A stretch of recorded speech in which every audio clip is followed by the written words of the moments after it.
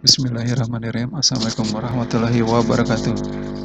Baiklah siswa-siswaku yang ada di seantero dunia ya. Pada video pembelajaran kali ini kita akan mencoba mempelajari tentang sistem reproduksi pada manusia. Dan bagian yang akan dipelajari ini adalah tentang pembelahan sel.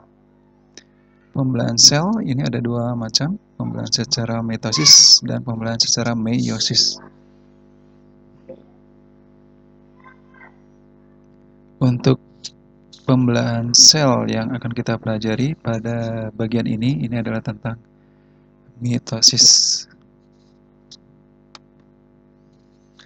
Oke, kompetisi dasar.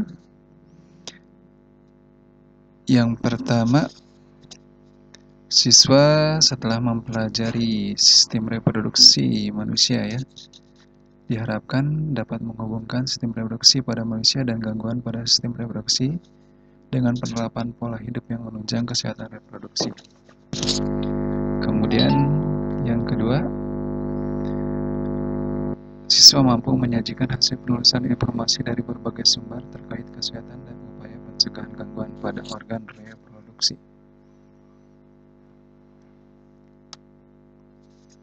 Ya, tadi sudah dijelaskan bahwa pembelahan sel ini ada dua macam. Pembelahan sel secara mitosis dan pembelahan sel secara meiosis.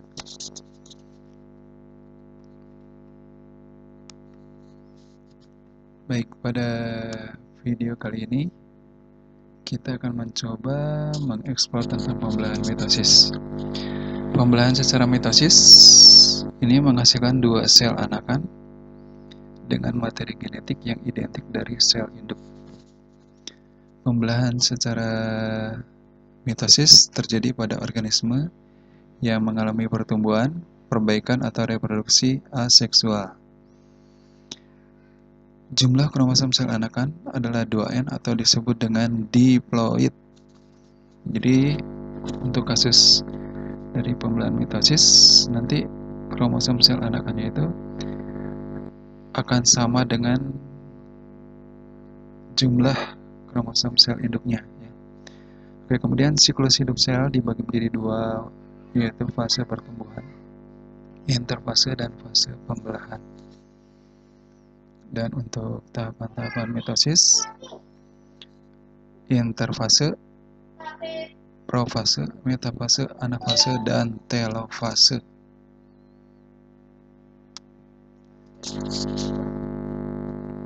Yang pertama, fase pertumbuhan atau interfase. Untuk interfase, ini tahapan persiapan pada setiap sel yang akan melakukan pembelahan. Tahapan interfase ini adalah tahapan yang paling lama dalam siklus sel. Terjadi proses metabolisme yang tidak berpengaruh dalam perubahan morfologi sel. Untuk interfase terdiri atas 3 fase, yaitu G1 atau gap 1, kemudian S sintesis, dan G2 atau gap 2. Fase G1 terjadi pembentukan organ-organel sel dan pertumbuhan sel. Fase S terjadi proses replikasi DNA. Kemudian fase G2 terjadi pertumbuhan organel.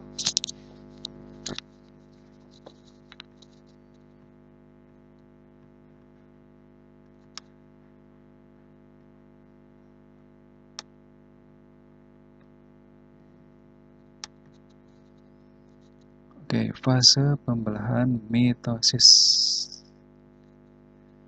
Yang pertama itu adalah profase. Ya, oke. Yang pertama, benang-benang kromatin memendek dan menebal. Nah, ini ya.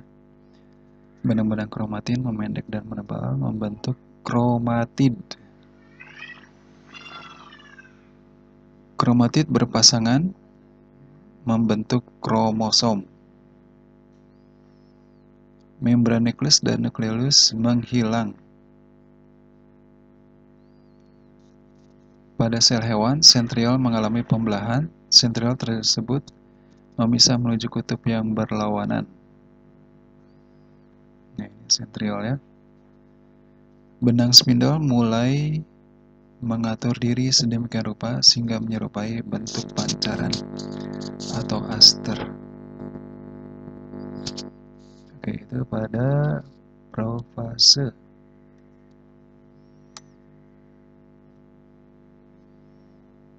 Berikutnya metafase. Pada tahapan metafase terbentuk benang spindle kromosom yang terlihat semakin jelas. Oke ya, terlihat terbentuk benang spindle kromosom yang terlihat semakin jelas. Kemudian kromosom berada di daerah ekuator sel. Nah, ini di daerah pembelahan ya. Kemudian setiap kromosom masih terdiri atas 2 kromatid yang terkait pada sentromernya. Pada setiap sentromer ada 2 kinetokor yang masing-masing dikaitkan dengan benang-benang spindle.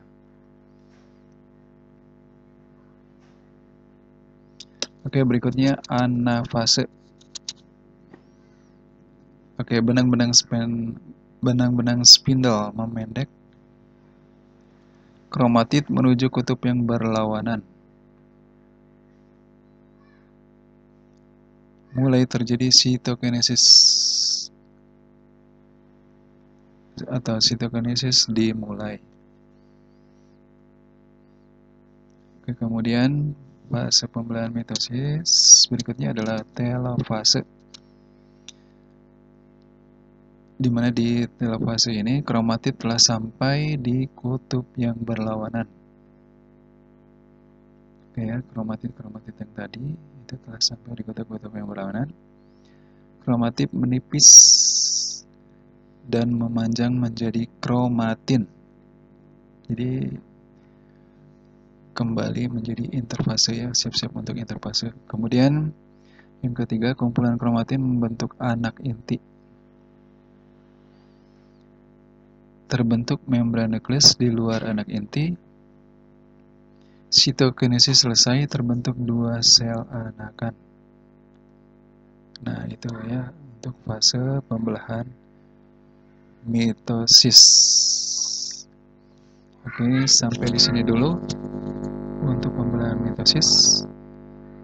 Untuk para siswa yang belum paham, bisa bertanya di WA, forum WA, atau di grup, ya, di grup WA.